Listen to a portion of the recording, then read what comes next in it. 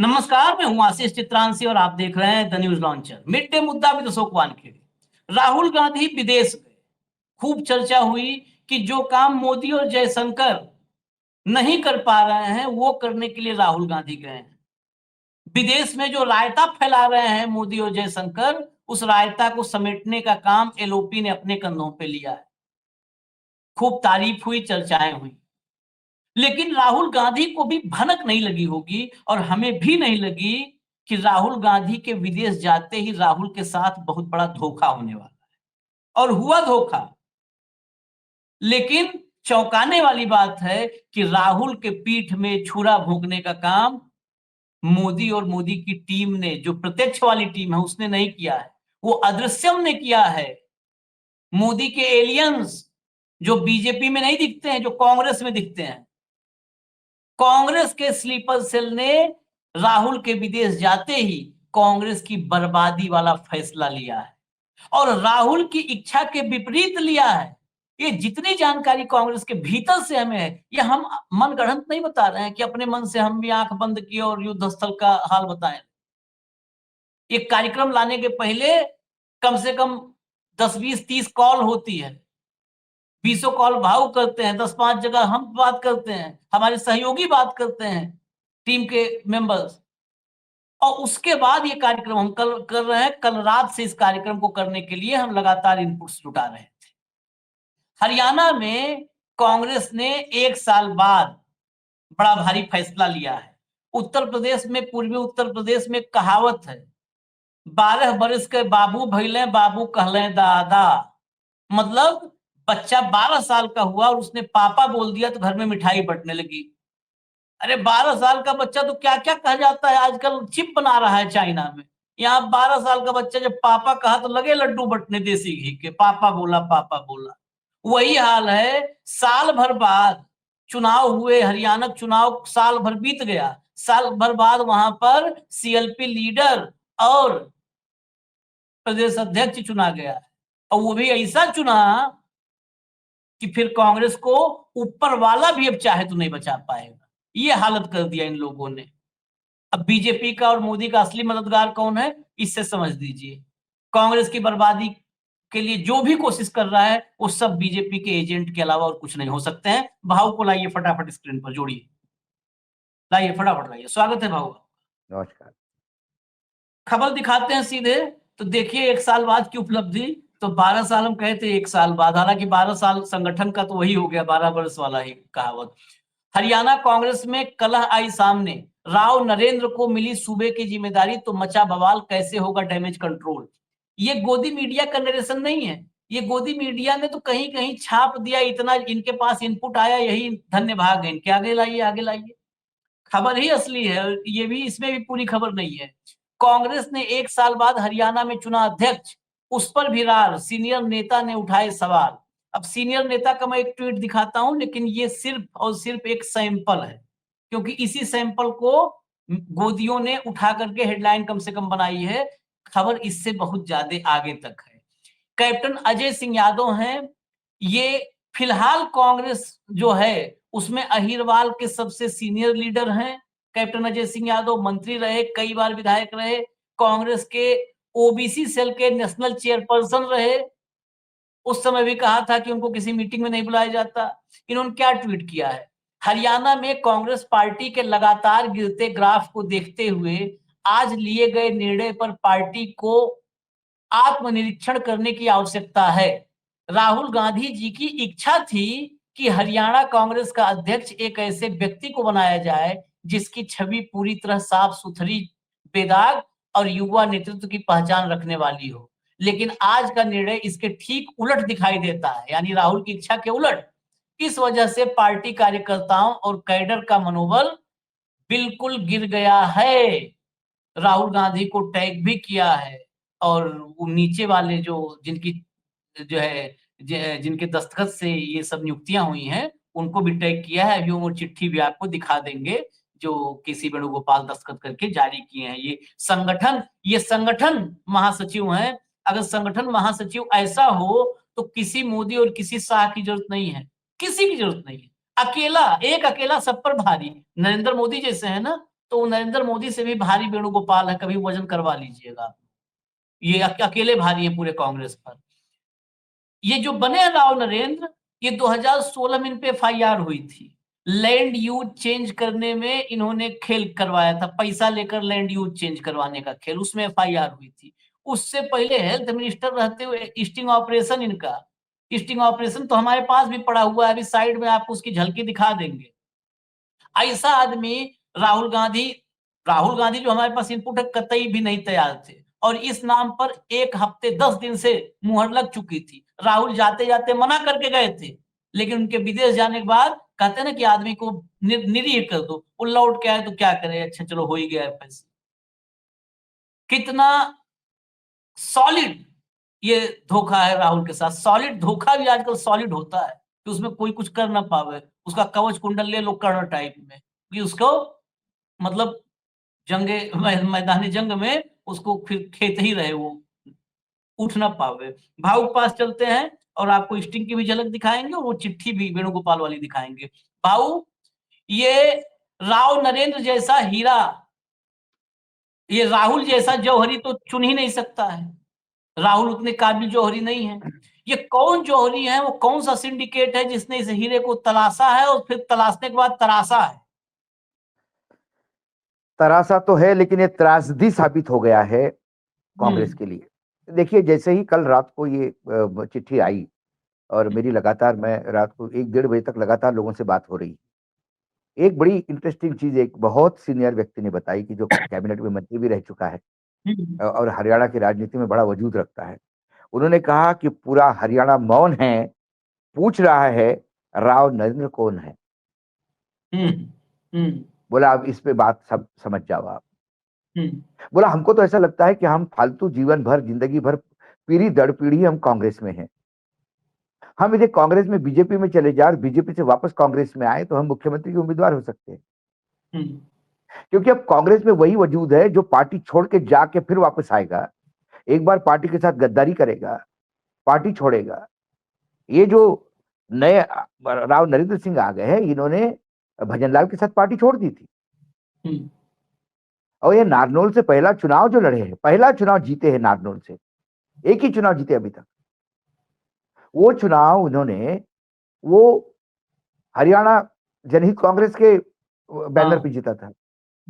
फिर ये उसके भी नहीं रहे। जब उनको देखा कि भजनलाल के साथ रह के तो एमएलए ही बन के रहना पड़ेगा, तो ये तुरंत 6 लोगों को लेकर डील किया इन्होंने कांग्रेस के साथ। ये कांग्रेस का प्यार उनको वापस लेके नहीं आया कि नहीं मेरे से गलती हो गई, मैं अपने पार्टी में वापस जाना चाहता हूं। एक डील के तहत आए और उस डील का नतीजा था कि इनको स्वास्थ्य मंत्री बनाया गया। तब कांग्रेस के बाद 40 थे, 6 यहां से टूट के आए, ये तोड़ के लाए लोगों को वहां से। क्या गारंटी है कि कल यहां उनको वहां कुछ हरा दिख जाए तो फिर यहां से तोड़ के वहां नहीं जाए? जिनके डीएनए में ही फर्क पड़ गया हो, जो पार्टी के साथ गद्दारी करता हो, जिसके साथ गया भजनलाल के साथ भी ईमानदारी से नहीं रहे, जिसके चुनाव उसके साथ भी गद्दारी करके वापस कांग्रेस में आए क्योंकि मंत्री पद चाहिए था। और मंत्री पद कैसा चाहिए था? मंत्री पद चाहिए था तो बिल्कुल अच्छा खासा कमाई करने के लिए। भ्रष्टाचार के आरोप अपनी जगह पे है। वो स्टिंग ऑपरेशन जो हुआ, जिसमें लैंड यूज चेंज करने के लिए 30 करोड़ रुपए मांग रहे हैं, 1 करोड़ रुपए, 1 करोड़ रुपए एकड़ से, और वो पूरा है। उसके बाद वो एफआईआर फाइल हुई। फिर जैसे कि होते हैं उत्तर प्रदेश से लेकर सभी राज्यों में होता है कि जब अपनी सरकारें आती है तो फिर वो केसेस आगे पीछे बंद करने का प्रयास किया जाता है। लेकिन स्टिंग ऑपरेशन का अभी भी भूत हरियाणा कांग्रेस से निकला नहीं है, आज भी है। तो इनका वजूद क्या है? ये एक बार हरियाणा जनहित कांग्रेस से जीते भजनलाल वाले, उसके बाद अगला चुनाव नारनौल से 2014 में डिपॉजिट जब्त हुआ, उसके बाद 2019 में डिपॉजिट जब्त हुआ फिर से, और तीसरी बार 2024 में इनको 18,000 से ये चुनाव हारे। 18,000 विधानसभा, वो भी खूब चला पैसा चुनाव में। कोई संदीप है गुड़गांव में, धन पशु है, कहते हैं उसका धन बहुत उपयोग में लाया गया दोनों जगह के लिए। वो चुनाव में इसके बाद भी चुनाव हार गए, और अभी जो अपॉइंटमेंट हुआ उसमें भी ऐसी चर्चा है। इसका कोई अभी तो है ही नहीं सुमित, संदीप पे नाम आया खुल के, अभी इन्वेस्टिगेट करेंगे कौन है ये। तो ये जो इंसान है जो 2 बार डिपॉजिट करके तीसरी बार चुनाव हारता है। अब मुझे हरियाणा चुनाव में ही जब नतीजे आए थे और जब हमने स्टोरी की थी, तब से सुप्रिया श्रीनेट जी ने एक लंबा चौड़ा पोस्ट लिखा था और कहा था कि कोई जो हमारे कांग्रेस की सिंपथाइजर है, एक तो हम कांग्रेस के कभी सिंपथाइजर रहे नहीं, हम सिर्फ लोकतंत्र और संविधान के लिए काम करते हैं, उसमें किसी का भला होता है, किसी का नुकसान होता है, किसी का फायदा होता है। तब सुप्रिया श्रीनेट जी ने कहा था कि बहुत बड़े प्रोसेस का नाम सिलेक्ट होते हैं, सर्वे किए जाते हैं, ऐसे उम्मीदवार नहीं होते। वो कौन महिला को टिकट देने के बारे में चर्चा हो रही थी, पराग शर्मा को 6-7 हजार वोट शर्मा जी पाई, को, जमात जब करवा के 6-7 नाक हजार वोट पाई। वो सर्वे करके, कांग्रेस की नाक कटी वहां पे, वो सर्वे करके, कौन सी सर्वे एजेंसी है जो कांग्रेस को इतना फीडबैक देती है? 2 बार नॉर्मल से डिपॉजिट जब्त करने वाले आदमी को तीसरी बार आप चुनाव लड़वाते हो, कौन सा सर्वे है? कौन सा सर्वे है? लगातार शैलजा टिकट मांगती है अंबाला कैंट से, और उसका उम्मीदवार लगातार चुनाव हारती है। ऐसा शैलजा के पास क्या है उस अंबाला कैंट का ज्ञान कि वही उम्मीदवार सिलेक्ट करती है? कांग्रेस हरवाने के लिए टिकट मांगती है शैलजा, और कांग्रेस को एग्जैक्टली। हरवा देती है। तो ये सारी चीजें जो सिलेक्टेड सीट्स थी, क्या ये हरवाने के लिए हो गया था? क्या ये राव नरेंद्र जो है, इसको भी बीजेपी को फेवर करने के लिए टिकट दिया गया था? यदि मैं ऐसा कहूं तो 2 बार डिपॉजिट जब्त होने के बाद तीसरे बार ऐसा क्या आदमी ने तीर मार लिया कि अरे भाई साहब पता नहीं, ये एकदम गोल्ड मेडल लेके आए, इनके घर में वो एक बहुत बड़े फौजी थे, इनके बेटे वो शहीद होके आए, पूरे गांव की संपत्ति है, क्या है इसमें? अरे एक पंचायत करके सीरियल आती है आशीष जी, बहुत बढ़िया सीरियल है, बहुत मतलब परिवार के देखने लायक है। उसमें भी एक विधायक भ्रष्टाचारी में पकड़ा जाता है, उसका जब टिकट कटता है तो उसके जगह टिकट किसको दिया जाता है? तो गांव के लोग जाते कि हमारे सरपंच भी अच्छा काम कर रहे हैं, इनको विधायक का टिकट दो। बोलते नहीं, उसके साथ जो आता है बोले आप चुनाव लड़ो। वो बोलता है मैं काय को लड़ू, मैं नहीं लड़ूंगा। अरे बोले आपके बेटे शहीद हुए हैं फौज में, पूरे क्षेत्र की सिंपैथी है आपके पास। बोले लेकिन सरपंच जी अच्छा काम करते हैं, लेकिन बोले सरपंच जी के बेटे शहीद नहीं हुए ना। मतलब सीरियलों में भी टिकट देने के पहले देखा जाता है कि वोट कैसे मिलेंगे।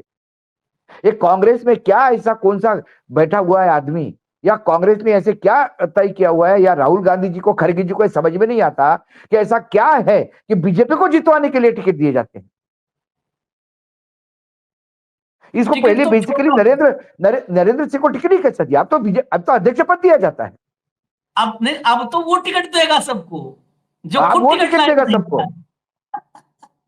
जो अपना डिपॉजिट जब्त करवा पाए। अच्छा आशीष जी, ये इंफॉर्मेशन तो क्योंकि हरियाणा मेरे से अच्छा बहुत अच्छी तरह से आप जानते हो, क्योंकि हरियाणा के फील्ड में आप रह चुके हो, आपने चुनाव कवर कर लिया। ये जो सज्जन है, ये पहले एटली से चुनाव लड़े 2 बार, 2 बार के विधायक, क्यों एटली से भागे जरा बताइए आप। मैं आप ही के मुझे सुनना चाहता हूँ, क्योंकि आप ही की नहीं, इंफॉर्मेशन है। अब तो अटेली जहां से 2 बार विधायक रहे उनको जाना चाहिए था अटेली, नारनौल के हाँ बजाय। नारनौल से इनकी डिपॉजिट जब्त हो रही थी भाऊ, हाँ इनकी डिपॉजिट नारनौल से जब्त हो रही थी, 2 बार से जब्त हुई। अगर इनको टिकट देना था तो जैसे पैरामीटर होते हैं, देखा जाता है कि भाई लालू यादव 2-2 सीट से लड़ते थे, एक बार हार गए एक सीट से तो इलाका उन्होंने अपना दूरी बनाई उससे। लेकिन अगर ये नारनौल से पहले अटेली से 2 बार विधायक रहे, ये 96 में विधायक बने थे, तो अटेली ये चाहती इनको टिकट देना था, चलो अटेली से। और हमेशा टफ जगह पे आना चाहिए, जिसमें इतना गट्स है उसको टफ जगह आना चाहिए। अटेली जो है आलती को देख लिया, राव इंद्रजीत के प्रभाव, मतलब बेटी का सवाल था, बेटी भाग को। खड़े हुए अटेली। मुझे अटेली आना चाहिए था बताइए, इनको। जो इंसान, जो हाँ, नेता हाँ, राव इंद्रजीत के बेटी को देख के भागता हो, वो उसका मुकाबला करेगा अहिरों के मतदान के क्षेत्र में? हाँ, जो बच्चों को देख के भागता होगा उसके बाप का मुकाबला क्या करेगा? और आपने अध्यक्ष क्यों उतारा है कि अहिर, अहिर बेल्ट में क्या हुआ? अहिर बेल्ट में कहां का नेता है ये? 11 में से 10 सीटें हार गई कांग्रेस, उसके पहले 11 में से 11 सीटें हार गई कांग्रेस। आपने बहुत सही कहा था पिछले कार्यक्रम में, आपने जो मुझे फीडबैक दिया था आशीष जी, क्योंकि क्या है, हरियाणा, पूर्वांचल, उत्तरांचल, बिहार वगैरह मामले में, फील्ड के मामले में मैं जरा आशीष जी पे ज्यादा डिपेंड रहता हूँ। भले ही वो मैं सोलो शो करूं, लेकिन बहुत सारा फीडबैक हमारे ऑफिस में मैं सोलो करता हूं, इसका मतलब या करता हूं कि अकेले का नहीं होता है, पूरा ऑफिस का इनपुट है उसमें, पूरा रिसर्च डिपार्टमेंट लगता है। तो उसमें मुझे बताया, जो हमने आंकड़े निकाले, मध्य प्रदेश और हरियाणा का अहिर कभी एक जमाने में था कांग्रेस के साथ, लेकिन कांग्रेस ने लीडरशिप, कांग्रेस ऐसी बेइज्जती करती लीडरशिप की, राव इंद्रजीत वहां चले गए, उसके साथ चला गया बीजेपी। मध्य प्रदेश का अहिर कब था? सुभाष यादव के समय था, जब सुभाष यादव हुआ करते थे। सुभाष यादव के बाद सुभाष यादव के बेटे को अध्यक्ष बनाया, तब भी अहिर साथ नहीं दिया, वो बीजेपी के साथ हो गया। आपको हर राज्य को अलग से देखना होगा। आप बिहार का और उत्तर प्रदेश का यादव सोच के यदि हरियाणा के यादव और उसके यादव के साथ खेल रहे हो, तो आपसे बड़ा मूर्ख कोई नहीं है। आप सबसे पुरानी पार्टी हो इस देश की, क्या आपके पास सोच करने वाले कोई लोग नहीं? क्या कर रहे हैं बीके हरिप्रसाद? क्या बीके हरिप्रसाद क्या कर रहे हैं? इंचार्ज है ना हरियाणा के, इतना उनको समझ में नहीं आता। क्या इससे ज्यादा कोई और अहिर नहीं थे क्या आशीष जी? उसी कांग्रेस में है भाऊ, उसी कांग्रेस में और अहिर नेता है ना, अहिरवाल में ही है। अब आप उठाइए, एक आपको ही चाहिए तो एक राव धान सिंह है। राव धान सिंह 4 टाइम के एमएलए हैं, ये तो 2 ही टाइम के एमएलए हैं, मतलब 3 टाइम के एमएलए, एक बार पार्टी बदल के। राव धान सिंह 4 टाइम के एमएलए है, 2 बार मंत्री रहे हैं, और लोकसभा 22,000 से हारे मात्र। लोकसभा 22,000 से हारने वाला आदमी बड़ा कि विधानसभा 18,000 से हारने वाला आदमी बड़ा। इनका मैथमेटिक्स भी ठीक नहीं है। जो 5 लोग विधानसभा को लेके जो लोकसभा बनती है, उसमें वो 22,000 से हारा, और 22,000 से हारा, और ये अकेले विधानसभा में 18,000 से हारा। लेकिन क्यों? बोला राव धान सिंह जो है उसके खिलाफ थोड़ा सा वो ईडी वीडी के केसेस थे, अच्छा पैसे वाला आदमी है, इसके खिलाफ ईडी के केस थे, तो ये लायक नहीं है। तो ये कहां से लायक हो गया भैया? इसके खिलाफ तो स्टिंग ऑपरेशन है, सारा हरियाणा थू कर रहा है, इसका तो कैमरे में दिखा है। ईडी का केस तो छूट जाते आदमी, जांच के बाद एफआईआर हुई है। ईडी के मामले में तो लोग सोचते कि चलो यार बीजेपी की सरकार है तो ईडी का केस हो गया। कई बार ईडी का केस लगने से आदमी का पॉलिटिकल करियर, पॉलिटिकल स्टेचर बढ़ जाता है। एक ईडी का नोटिस मिल गया शरद पवार को, उन्होंने चुनाव के नतीजे बदल दिए। और यहाँ तो पैसा लेते हुए अपने ही प्रदेश के लोगों को बाकायदा डील हो रही है कि 15 दिन पहले पैसा चाहिए, 15 दिन के बाद पहले आपको सिर्फ आप बता दीजिए, उसको 10 दिन चाहिए आधा पैसा देने में। जब वो पैसा जमा करेगा तभी काम शुरू करना, और जब काम बिल्कुल होने वाला हो 15 दिन पहले बोल देना, तो फिर बाकी पैसा आ जाएगा। ये सारा लॉजिस्टिक तय होता है। पूरा स्टिंग ऑपरेशन आपने देख ही लिया होगा अभी, इसका झलक। ये सब होते हुए भी ये बीजेपी का, ये कांग्रेस का ये है, तो आज जश्न बन रहा है, आज जश्न बन रहा है बीजेपी के कार्यालय में कि आने वाले 5 साल उनके लिए सिक्योर हुए हैं। एक तो पूरे मैसेज गया हरियाणा में कि भाई हरियाणा की कोई औकात नहीं है कांग्रेस में। 1 साल तक तो लीडर ऑफ अपोजिशन तय नहीं होता, ये आपस में मर काटने के लिए बैठे रहते हैं। पिछले चुनाव में मुंह फुला के शैलजा पूरे टाइम बैठी रही, बीजेपी को एडवांटेज होता गया। आप लगातार दलित या पिछड़े देते हो, फुलचंद मौलाना को दिया, अशोक तंवर को दिया, कुमारी शैलजा को दिया, चौधरी उदयभान को दिया अध्यक्ष पद। उसके बाद नई पार्टी आपको लगता है तो आप कोई और कॉम्बिनेशन करते हैं। अहिर कहां से आपके साथ हो गए? अहिरों की वजह से कहां तुमने चुनाव जीता? वहां ब्राह्मण उठा सकते थे, वहां वैश्य उठा सकते थे, वहां बनिए उठा सकते थे, जो एक बड़ी तादाद में वहां पे मतदाता है। अभी 2-3 चीज और समझनी है चर्चा में कि ये राव नरेंद्र आखिर किसके आदमी हैं। मैं आपको पहले हाँ चिट्ठी दिखा देता हूँ, जरा चिट्ठी, वेणुगोपाल की दस्तखत वाली चिट्ठी दिखाइए भैया। वेणुगोपाल की चिट्ठी वाली दस्तखत लाई, दस्तखत वाली चिट्ठी लाई, ये चिट्ठी है, देखिए, चला दीजिए नीचे, ऊपर भी लिखा केसी वेणुगोपाल, उनका नाम ये तत्व सर्वत्र है, ऊपर भी है, नीचे भी है, दाएं भी बाएं भी, सब जगह उन्हीं का नाम चलता है। नीचे भी देखिए केसी वेणुगोपाल, ऊपर भी केसी वेणुगोपाल। तो मतलब ऊपर और नीचे सब जगह यही है। राहुल गांधी तो इसे बीच में टहल रहे हैं, दबे हुए हैं बीच में, ऊपर नीचे केसी वेणुगोपाल, बीच में राहुल गांधी दबे हुए हैं। जरा दिखाइए जरा सुरजेवाला के साथ पहली अध्यक्ष बनने के बाद पहली बधाई देने कौन पहुंचा है? रणदीप सुरजेवाला। ये देखिए, इनको पहचानिए रणदीप सुरजेवाला को, बड़े नेता है कांग्रेस के, बहुत बड़े नेता है। ये पहले जो है बधाई देने वाले पहुंचे हैं। उसके बाद हालांकि ये जो है राव नरेंद्र गए, वो भी सवाल हम लेंगे कि क्या है खेल। राव नरेंद्र गए हुड्डा के पास, क्योंकि दोनों को एक दूसरे को बधाई देनी थी, वही फोटो दिखा दीजिए। अब कई सवाल हैं, इन सवालों के साथ चलेंगे हम। दो तीन बातें हैं।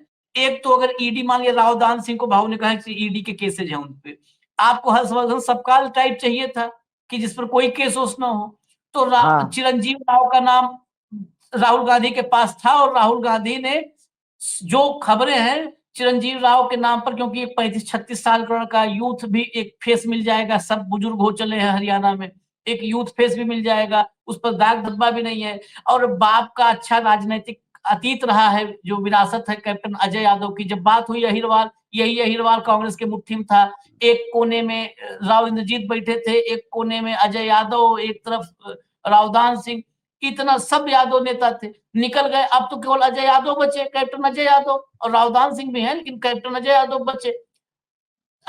बेटा विधायक भी रहा, लालू यादव का दामाद भी है। बिहार में भी थोड़ा सा जो गठबंधन में कहते हैं ना कि एक मजबूती, कि हाँ उसमें एक जोड़ में थोड़ा सा और फेविकोल डालने वाला काम करता है कि हाँ दामाद, राजनीति में रिश्तेदारी, राजनीति में राजनीति रिश्तेदारी। में वहां भी थोड़ा राहुल को मोल भाव में सुविधा होती कि भाई देखो, हम तो यूथ को मौका दे रहे हैं, और किस्मत से वो यूथ आपका दामाद है, लालू यादव के दामाद है चिरंजीव राव, तो वहां भी कर सकते थे, उसको भी नहीं किया। खैर, हम आते हैं इधर आदमी किसके हैं। एक खबर फैलाई जा रही है और मेरे तक जानकारी भी आई है, कितनी सच्ची है अभी चर्चा में आ जाएगी। मैंने आशीष जी, वो खबर फैलाई जा रही है कि खबर है, ये भी कोई कम से कम हम तो इस दोनों स्थिति में नहीं है बोलने की, क्योंकि हरियाणा में नहीं कुछ नहीं, भी हो सकता इसलिए है।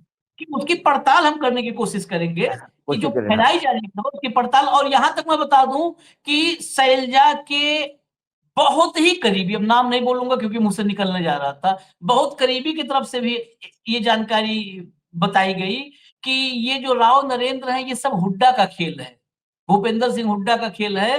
हुड्डा साहब बहुत शातिर राजनेता हैं, और उन्होंने अंदर अंदर गेम सेट कर दिया कि अपना ही आदमी अध्यक्ष, फिर उदय भान भी उन्हीं के थे, और राव नरेंद्र भी उन्हीं के हैं।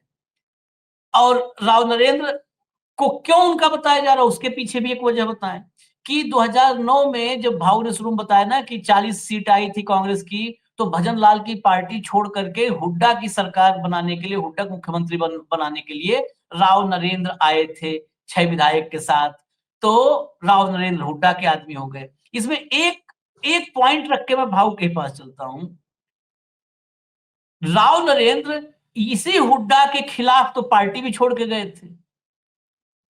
जब भजन लाल के साथ गए तो 2005 में भजन लाल पार्टी क्यों तोड़े कांग्रेस, वहां भी जाना होगा, थोड़ा फ्लैशबैक में बिना जाए बिल्कुल मामला नहीं बिल्कुल समझना। बिल्कुल थोड़े बिल्कुल क्यों बिल्कुल थे? बिल्कुल। भूपेंद्र हुड्डा को मुख्यमंत्री बनाया गया तो भजन लाल ने कांग्रेस छोड़ी। तो हुड्डा हुड्डा के मुख्यमंत्री बनने पर जो आदमी कांग्रेस छोड़ दिया था, तो वो हुड्डा की वजह से आया था या मंत्री बनने आया था, या वो हुड्डा का वफादार है या सिर्फ और सिर्फ कुर्सी का वफादार है, ये सब चीजें वो समझनी जरूरी वो है। कुर्सी का वफादार है। यदि हम्म हुड्डा का लॉयल होता तो जाता ही नहीं। कई हुड्डा हम्म के लॉयल आज भी है। मैं बता रहा हूँ आपको, हम्म कुछ ऐसे विधायक है जिनसे बात करो तो उसने कहा कि अशोक जी, हमको तो लगता है कि हिमालय चले जाना चाहिए, हम हुड्डा साहब को छोड़ नहीं सकते, और हुड्डा साहब के रहते हुए कुछ भला हो नहीं सकता। ये हम्म वक्तव्य है, कई विधायकों के वक्तव्य है। जो एक बार याद है, आपने खबर दी थी कि हुड्डा जी के घर में कोई विधायक बैठे हैं, तो हमने सोचा कि हाँ चला चला जाके देखिए, तो कुछ लोगों का जो जो सोच जो लोग बोलते हैं, और बोले ये हम्म मशीनों का भी खेल होता है, और बीजेपी के सामने लड़ने की इच्छा ही नहीं है। जब आपने हरियाणा बेच ही दिया है बीजेपी के हाथ में तो हम क्या करेंगे? ये कुछ लोगों का कहना था। अब सवाल ये है कि ये भजन लाल के साथ चले गए क्योंकि ये नहीं चाहते थे कि हुड्डा मुख्यमंत्री बने। चुनाव हुआ, चुनाव होने के बाद ये चुनाव जीते। जब देखा कि 6 सीटें मतलब हुड्डा जी के वो 40 सीटें कांग्रेस की आ गई, लेकिन वो पर्याप्त नहीं थी सरकार बनाने में, उसमें कुछ और चाहिए थे। तो 6 लोगों को तोड़ के कौन लाया? यही लाया। किस डील पे लाया? क्योंकि वो जब तोड़ के आए तब डील हुआ। कुछ खोके-वोके हो गए होंगे तब खोके चलते नहीं चलते मुझे पता नहीं। हो भी गया होगा तो कुछ पता नहीं या कुछ काम करवा दूँगा करके पता नहीं होगा कि चलो भई तुम आ तो जाओ फिर तुम्हारे किसी काम को मना नहीं करेंगे। उसके बाद ये इनको स्वास्थ्य मंत्री बनाया गया एकदम। स्वास्थ्य मंत्री इसीलिए बनाया गया कि ये वहाँ से गद्दारी करके आए थे। तो स्वास्थ्य मंत्री बनाना मंत्री पद ये डील था उसका। और कुछ काम हमारे होने चाहिए। उसी काम के तहत ये सीएलयू का मामला सामने आया कि हमारे 2-4 काम निपटा दो और हरियाणा में सबसे बड़े काम वो सीएलयू के चेंज ऑफ लैंड यूज। देखिए बाकी जगह क्या होता है उत्तर प्रदेश और हरियाणा का मैं थोड़ी बताऊं रियल एस्टेट का मामले में आप भी जानते हैं बहुत अच्छी तरह से कि हरियाणा उत्तर प्रदेश में होता है कि जमीन सरकार टेक ओवर करती है। सरकार जमीन टेक ओवर करती है और सरकार उसका लैंड यूज करके फिर सरकार बेचती है बिल्डर्स को सोसाइटीज को। हरियाणा में उल्टा है। हरियाणा में सरकार योजनाओं के लिए जमीन टेक ओवर करती है। लेकिन कोई प्राइवेट बिल्डर कमर्शियल या रेसिडेंशियल प्रोग्राम लाना चाहता है, एक रियल एस्टेट का प्रोजेक्ट लाना चाहता है, तो पहले जमीन खरीदता है किसानों की। वो होता है एग्रीकल्चर यूज के लिए। उसका ये वापस वहां हरियाणा में जाके ये लैंड यूज चेंज करते हैं। Change of land use, CLU, change of land use, ये है शब्द सीएलयू। तो लैंड यूज चेंज करते से ही सपोज किसान से आपने 2 करोड़ रुपए एकड़ की जमीन ली, यदि उसका लैंड यूज कमर्शियल हो गया तो 60 करोड़ रुपए पर एकड़ हो जाती है। रेसिडेंशियल हो गया तो 30 करोड़ रुपए पर एकड़ हो जाती है। तो ये सत्ताधीशों को भी मालूम है कि चेंज ऑफ लैंड यूज से 100 करोड़ की जमीन 1000 करोड़ की होती है। तो चेंज ऑफ लैंड यूज में जो मामूली रकम भरनी होती है वो तो भरती है सरकारी, लेकिन मोटा पैसा जो है वो हरियाणा की राजनीति में जो सबसे ज्यादा पैसा चला है वो सीएलयू का चला है। कई जगह मंत्रियों ने सीएलयू के नाम पर पैसे लेने के बजाय पार्टनरशिप ली। 300 एकड़ का प्रोजेक्ट है, चलो हमको 40% की पार्टनरशिप दो इसमें, सीएलयू हम चेंज करवा देते हैं। तो बिल्डर को भी लगा कि मैं ऑलरेडी पैसा लगा चुका हूं खेत खरीदने में, किसान की जमीन खरीदने में। अब सीएलयू यदि बिना पैसे का चेंज हो गया तो 40% देने में मुझे भी कोई हर्ज नहीं है, बाकी कम से कम मैं 60% तो डेवलप करके पैसा कमा सकता हूँ। तो हरियाणा में सारा खेल सीएलयू का है और वो पैसे लेने या देने के बजाय कि मुझे याद है कि जब राव साहब की सरकार गिर रही थी, आपको याद होगा कि एटॉमिक एग्रीमेंट के बाद और एक-एक विधायक, एक-एक सांसद लेने का चल रहा था, मतलब क्या कौन समर्थन देगा? उसी समय हमारे देश में परिसीमन हुआ था लोकसभा का और परिसीमन में कई लोगों की सीटें चली गई थी। उदाहरण के तौर पे यवतमाल कॉन्स्टिट्यूएंसी थी जो हमारी मेरे हमारा जिला है। वो यवतमाल वाशिम हो गया था और यवतमाल का एक कॉन्स्टिट्यूएंसी टूट के चंद्रपुर में चली गई थी, तो वो यवतमाल खत्म हो गई। तो यवतमाल का जो सांसद था उसको तो मालूम था कि मेरे को तो अब मेरी कॉन्स्टिट्यूएंसी खत्म होगी तो मेरे तो कोई अब टिकट मिलना नहीं है। जो मेरी कॉन्स्टिट्यूएंसी डिवाइड हो गई वहां ऑलरेडी लोग बैठे हैं, वो कहां मुझे आने देंगे? ऐसे में फिर उनको लगा कि भाई भागते भूत की लंगोटी मिल जाए, तो कई लोगों ने समर्थन कर दिया, कोई हॉस्पिटल में एडमिट हो गए और सरकार को बेल आउट किया। उसमें कुछ सांसद हुड्डा जी के द्वारा भी सरकार के समर्थन में आ गए और जिन लोगों ने सांसदों का जुगाड़ किया उनको हुड्डा जी ने पैसे थोड़ी दिए या सांसदों को पैसे नहीं दिए, ये मैं जानता हूं डंके की चोट पे। हुड्डा जी ने कहा कि भाई कोई कोई सीएलयू का कोई काम हो तो हमको बता देना। उनके फ्री में सीएलयू हो गए। अब एक का फ्री में सीएलयू हो गया तो वो तो वारे न्यारे हो गए, 10 पीढ़ियां तर गई उसकी। ये मोडस अप्रेंटिस में बता रहा हूं आपको, मतलब वर्तमान में नहीं चल रहा सीएलयू का खेल, ये ऐसा नहीं कह रहा हूं मैं, अभी भी चल रहा है, अभी दिल्ली से होता है, वर्तमान बहुत खेल अभी बड़े बड़े दिल्ली से चल होता है, अभी हम्म, दिल्ली से होता है, अभी शेरी साहब को पता भी नहीं बेचारों को कौन सी फाइट किधर से उधर से आता है आदेश, ये करो ये करो, ये नहीं करो ये नहीं करो। तो ये सारे खेल होते हैं, तो ये सीएलयू का खेल कि भाई अब मंत्री बनवाया, मुख्यमंत्री बनाने में तुम 6 लोग लेके आए तो फिर एक आध दो सीएलयू भी क्लियर करवाए तुमको, तो वो सीएलयू का खेल था। कुल मिला के भ्रष्टाचारी, पार्टी के साथ गद्दारी करने वाला, जिसने जहां जाके भजन लाल के साथ भी गद्दारी की, डबल गद्दारी का टैग है, जिसका 3 बार डिपॉजिट जब 2 बार डिपॉजिट जब्त होता है, तीसरी बार 18,000 से हारता है विधानसभा में। हम्म, और कौन से अहिरों के क्षेत्र में, दक्षिण अहिर कहते हैं कि भाई 11 सीट में कौन सी, इसमें ये कौन कहां जाता है। इसीलिए तो मैंने एक को जब पूछा, बहुत सीनियर को, तो मैंने ये क्या हो गया साहब अध्यक्ष आपका, तो बोले पूरा हरियाणा मौन है, पूछ रहा नरेंद्र सिंह कौन है। नारनौल की सिवा और एटली की सिवा कोई नहीं जानता बोले इसको। हाँ, और जो हाँ, ये सबसे ज्यादा फेमस तो बोले वो फिल्म से हुआ, हम्म, जो फिल्म चली बोले इसकी। हम्म, तो क्या हरियाणा 3-4 लोग मिलकर तय कर रखे हैं इसको बर्बाद करना है। और मैं ये आरोप लगाता हूं, और उसकी उसकी पुष्टि है। क्या सुरजेवाला पूरे चुनाव में अपने बेटे के कॉन्स्टिट्यूंसी छोड़ के कहीं गए? नहीं कैथल छोड़ कहीं नहीं गया। सुरजेवाला के लिए कांग्रेस सिर्फ कैथल में ही थी, पूरे हरियाणा में नहीं। और अपने आप को हरियाणा की कांग्रेस, मतलब अपने कांग्रेस के बड़े नेता कहते हैं, हम्म, और वो कर्नाटक जैसे राज्य की इंचार्ज है। किसकी वजह से है, क्या यूएसपी है? शैलजा जी पूरे चुनाव में मुंह फुला के बैठी हुई थी। शैलजा जी ने लड़ लड़ के अंबाला कैंट मांगी, क्यों डिपॉजिट जब्त हो गए वहां पे? वो शर्मा जी का टिकट किसने दिया, कौन से सर्वे ने दिया? हम्म, किसने टिकट प्रपोज किया? जो सिटिंग एमएलए का टिकट काटा आपने, जो इंडिपेंडेंट 58,000 लेके आई, और ये 7-8,000 के भी लाले पड़ सादा गए। राठौर इतना मजबूत प्रत्याशी हटा हाँ, दिया। हाँ।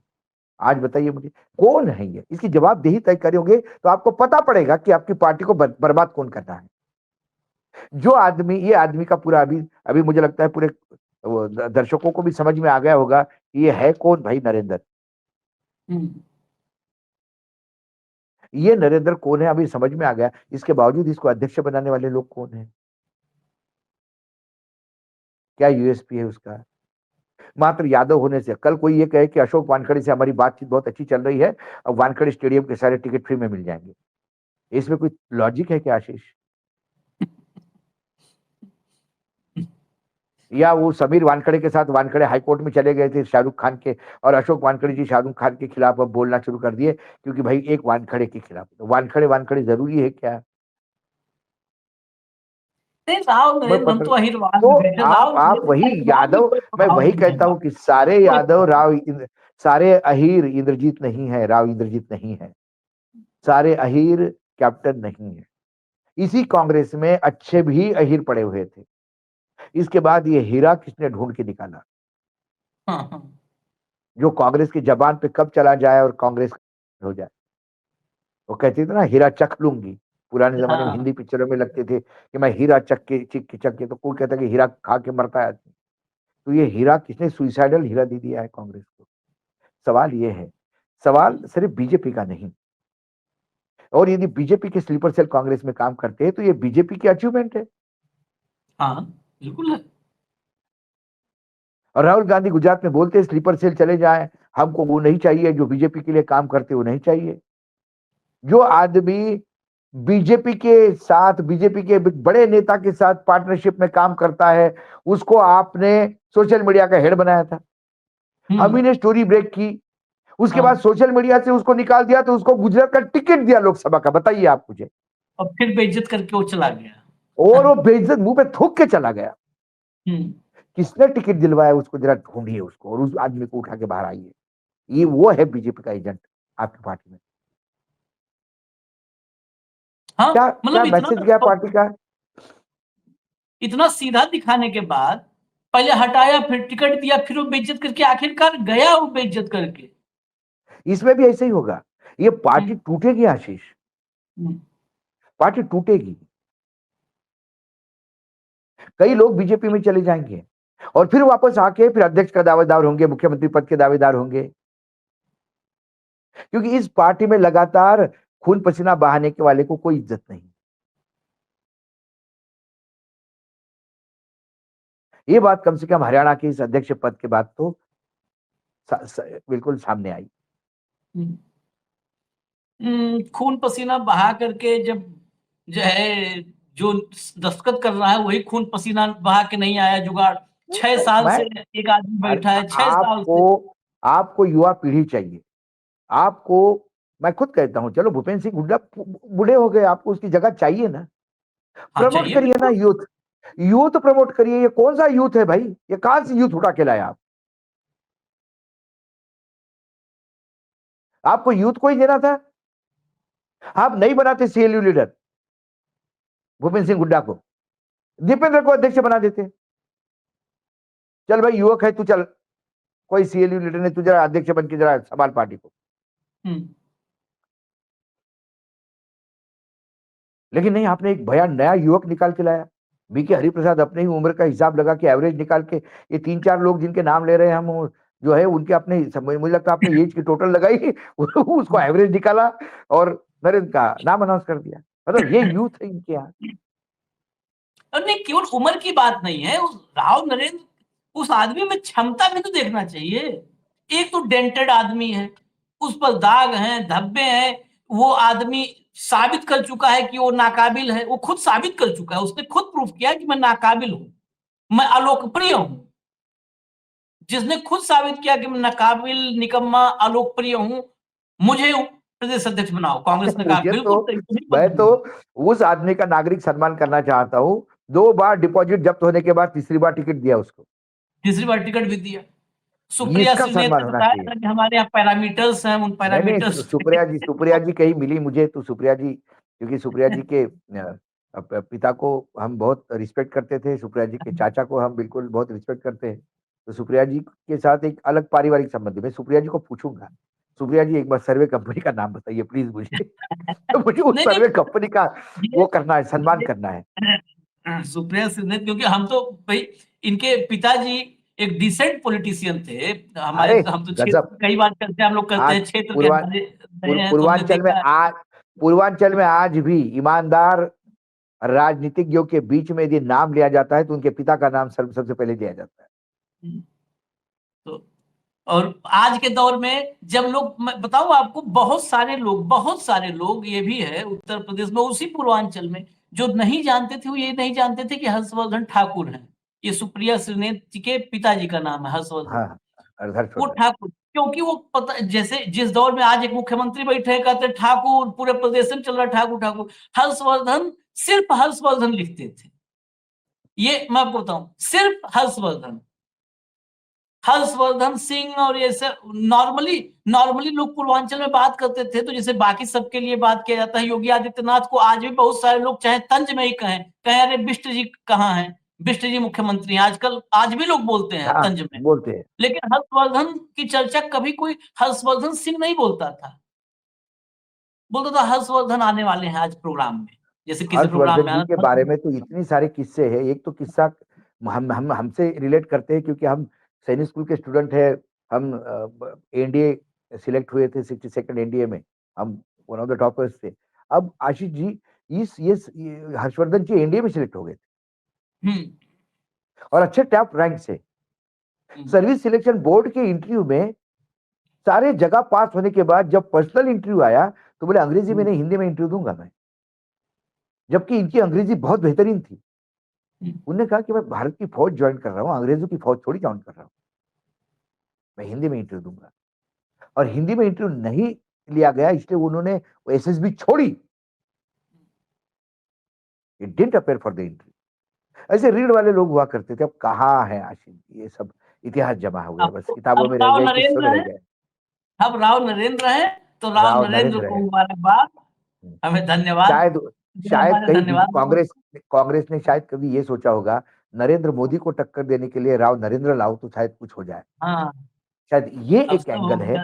जो जिस एंगल से ये अध्यक्ष पद जस्टिफाई होता है, हाँ, बस वही एक बाल एंगल है। नरेंद्र, बाल नरेंद्र, राव नरेंद्र। खैर, राव नरेंद्र। इजाजत दीजिए, हमें इजाजत दीजिए। धन्यवाद भाऊ, बहुत बहुत धन्यवाद। नमस्कार। नमस्कार।